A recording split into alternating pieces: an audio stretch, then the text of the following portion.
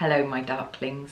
Something a little different from the usual stitching and crafting here in my little cottage by the sea. I'm going to share some spooky reads that are sure to chill your bones this All Hallows season. I see ghosts everywhere, wrote Henry James, and this is a fabulous read for those mist-strewn evenings where who knows what is going bump in the night. This is a collection including The Turn of the Screw, which is a fabulous spine-tingling read, and I'm particularly partial to the first in this volume, The Romance of Certain Old Clothes. I bought Uncle Montague's Tales of Terror by Priestley for my kiddo way back when, and I read it myself first because I thought that potentially it could be quite spooky, and this is the scariest read, one of the stories in here, that I have ever read. There are a few others in the series, but this is really fabulous.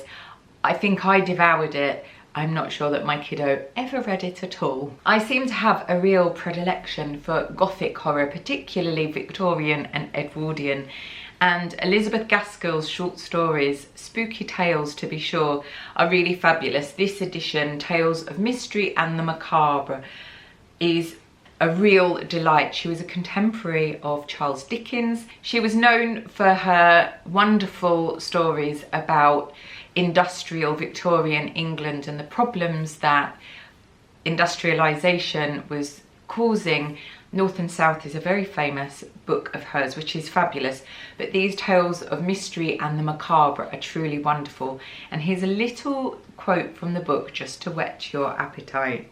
In the great mirror opposite I saw myself, and right behind another wicked, fearful self. So like me my soul seemed to quiver within me, as though not knowing to which similitude or body it belonged. This next book, The Whitby Witches by Robin Jarvis, is actually a children's book, or a young adult's book, I suppose. I was very fond of Robin Jarvis when I was little, and I'd never actually seen this book before. I saw it in a bargain bookshop, hence the sticker, and it really is wonderful. I will read the blurb on the back. The most dreadful monster ever created came ashore at Whitby. When orphans Ben and Janet arrive in their new seaside home, they soon discover that it is a very extraordinary place, and with mysterious creatures on the shore and a deadly beast prowling the streets, it becomes clear that Aunt Alice and her friends are also not quite what they seem. The Guardian newspaper said deeply creepy and utterly compelling, and I totally agree. This is a fabulous book,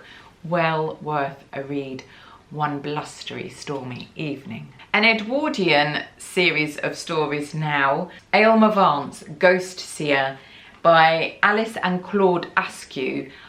This is not a book that I was particularly familiar with, but again I found it in a bargain bookshop, and it's a really brilliant series of Edwardian ghost stories, sort of a bit like Sherlock Holmes. The stories are really quick to read and punchy, and this is the beginning of the first story called The Invader. What a wonderful moonlight night! The words broke slowly from Aylmer Vance's lips, then he turned and looked at me strangely.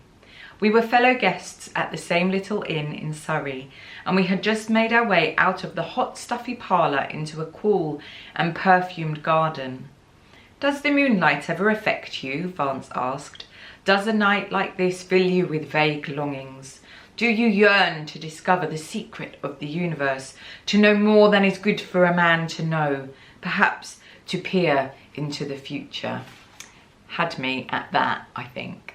My final recommendation is this really beautiful edition of the ghost stories of Edith Wharton. I read nearly all of Edith Wharton's books in my teenage years, along with Jane Austen and the Brontes, of course, and many of Dickens's books.